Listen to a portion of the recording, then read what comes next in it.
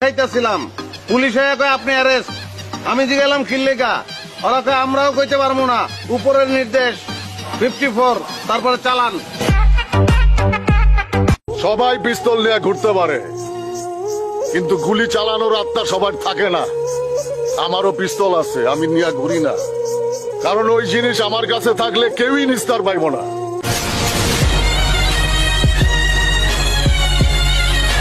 না না না না না না না, বিশ্বাস কারে তরে হাবারো পাগলা কুত্তাই কামড়াইছে আমারে।